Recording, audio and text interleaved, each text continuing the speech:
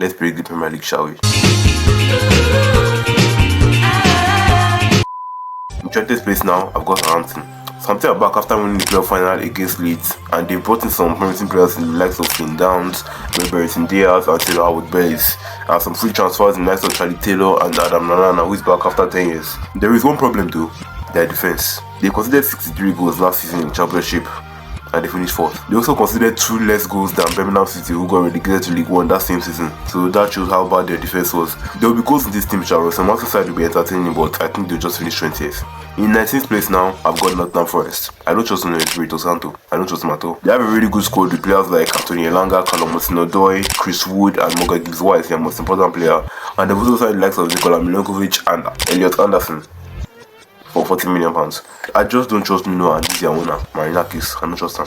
In 18th place now, I've got Brentford. Brentford lost 19 games last season and conceded 65 goals as well. From the 12th of November to the 16th of March, out of 18 games, they lost 14 of them. Brentford are capable of going on these battles of form, and you think, these guys are struggling, no? These Brentford people. The games they won last season were mostly against either the teams that got relegated or teams that were not on form by the time they played them. You got Thiago's injury now, and Ivan Toney's future looking very uncertain. Sounds don't really look good for Thomas Frank's side. I think Fabio Cavalier is a good signing though. In 17th place now, I've got Ipswich Town. Can we stop the thing about the gap? Can we stop it now? Because honestly, I had to understand what people are saying again. Momentum plays a part. The last 2 teams to have back-to-back promotions into the Premier League, Norwich and Southampton, they both stayed up. I think Ipswich Town will do the same with Kieran McKenna staying as well. They signed likes of Ariane Smerridge, Jacob Graves, Ben Johnson, Omari Hutchinson, Sammy Smodix, and Calvin Phillips. And with Kieran McKenna as manager and players like Conor Chaplin and Luke Davis, who had like 18 assists last season, they have a chance. In 16th place now, I've got Leicester City. Points deduction, blah blah blah, who cares? Their manager Enzo Maresca and their best player Ken and Jusby Hall have both gone to Chelsea, and Kelechi Iheanacho, senior man, has gone to Sevilla. They signed the likes of Abdul Fattah on a permanent deal, Bobby De Cordova-Reid, Caleb Okoli, and Facundo Bonanote on loan. And with Steve Cooper as manager and Jamie Vardy back as captain now, I think they'll be alright. And in 15th place, I've got Wolves. Sounds really good for Gary O'Neill's team at the end of last season, and to make things worse, Matt Koeman and Pedro Neto have both left the club. They might struggle a bit this season, but with players like Matheus Cunha and Hwang, and signings like Jorge Strand-Larsen, Rodrigo Gomez, and Pedro Lima, I think they'll finish 15th. In 14th place now, I've got Everton.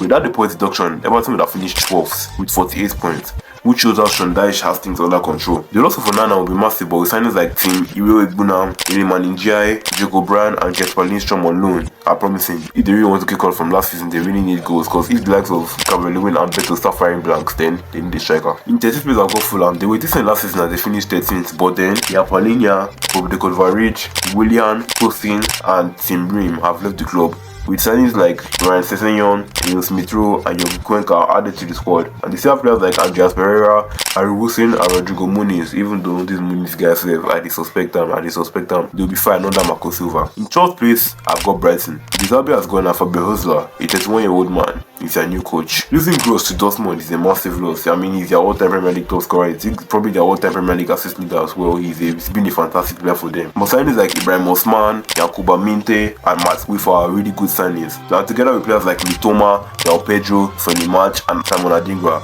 they will cook. In 11th place, I've got AFC Bournemouth. They have a good manager in Andoni Iraola, who recovered from a terrible start to finish 12th, but they still 2 strikers in Kiefer Moore and Dominic Solanke. But with signings of Dean Howson, Daniel Jebison, Julian Araujo, and Evan Nielsen, I think they'll be alright. Hopefully we'll see more of the likes of Sinistera, Alex Scott, Enes Onal, and hopefully Tyler Adams. So yes, Bournemouth are going to finish 11th. In 10th place, I've got West Ham. Out goes David Moyes, in comes Julian Lopetegui. They've let go of the likes of Dilo Kera, Angelo Ogbonna, Said Berama, and Flynn Downs. But their signings, oh wow, Luis Guilherme, Max Kilman, Somerville, Fulkrug, Wan-Bissaka, I'm missing you. Joe Rodriguez, Dockler Todibo, and West Fodringham. Added to players like Paqueta, Bowen, and Kudus. Well, let's hope Paqueta does not get a 10-year ban. If they all click, this team will be dangerous, They will be dangerous. In 9th place, I've got Crystal Palace. They ended last season with 6 wins in their last 7 games. But our form is temporary. Signs look promising. Instead of Elise Field, but they signed the likes of Daichi Kamada, Chadi Riyad, and Ismail Assar. If they keep the likes of Magay and Ibrechi Eze, the Baglaza's team will be up there. In 8th place, I've got Chelsea.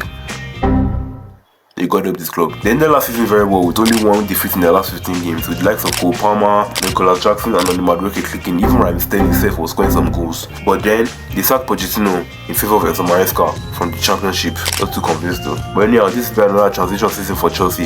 Again, I can't even bother looking at their signings. Next, in 7th place, I've got Aston Villa. Finishing in the top 4 spots last season was a fantastic feat for Aston Villa, but they've let go of the likes of Musa Diaby, Callum Chambers and Douglas Luiz. They've strengthened with the likes of Amadou Onana, Ian Martin, Samuel Eling Jr. and also the returns of Jadon Philogene and Ross Barkley as well. But it depends on if Unai Emery will prioritize European competition.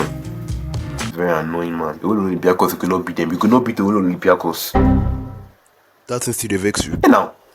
In 6th place, I've got Newcastle. Newcastle finished 7th last season with a combination of injuries, European football, playing most of the Mike Ashley era players, and a bad December, which is pretty impressive. With the squad that they have and the addition of Lloyd Kelly, and also Sandro Tonali feeling like a new signing after returning from his ban, they have a really threatening team at their defense. In 5th, I've got Manchester United. We've signed the likes of Zexi, Mazraoui, De Ligt, and Euro. Sancho is back, but it's probably going as well. With another season to improve for the likes of Ahmad, Garnacho, and Kobe, there should be an improvement on last season, especially if they're not getting competence. In 4th place, I've got Spurs. Mate, they didn't end last season well with 5 defeats in their last 10 games. They let go of the likes of Eric Dyer after 10 years, Ivan Perisic, Ryan Sessegnon, Emerson Royal and Togi Ndombele, and they signed Lucas Bergvall, Achigre and Dominic Solanke, along with players like Son, Madison, Richarlison and a fully fit defense. And should have this team clicking. In 3rd place, I've got Liverpool.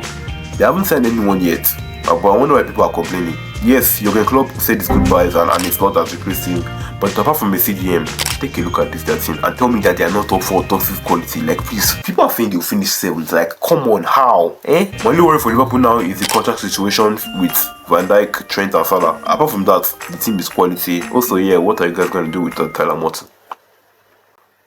Now for the top 2. Is between Arsenal or Man City. In 2nd place, I've got Arsenal. Arsenal finished 2nd last season despite losing one of their last 18 games. Despite, right? No. How about Man City not losing a league game since the beginning of December? You see what we went through? If we don't get out of here. Mikel Arteta has strengthened his defense with the signing of Ricardo Calafiori, and there's also persistence on Merino as well. They have a top starting 11 and a great defense, obviously, with 29 goals considered last season, which is actually an impressive feat. And no Saliba, that guy cannot get past him. But the depth in attack is not great at all. Mitchell has gone, Nelson barely plays. I don't think Jesus or Eketi have scored in the Premier League this year. Martinelli wasn't really great last season, but then Saka is getting better and better. Havertz is scoring goals, and Trossard, what the guy. But unfortunately, I think they'll come short. In 1st place, I've got Man City, 5 in a row. The bold fraud strikes again. Savinho has signed. They haven't lost the Premier League game in 2024. Pep, I beg, go please. Just leave us alone, beg. Arsenal, please. And also, Arsenal, please do something. Beat them twice, I beg. Just beat them twice this year, please. So I think Man City will win the title again. Those are my Premier League predictions. And you know what? I absolutely don't care how this video does, because something I should have posted like 2 weeks ago. It's not the end of August I'm posting it. And if you made it this far, you have tried. Thank you guys for watching. Follow my other socials as well. I'll see you later. God bless you and goodbye.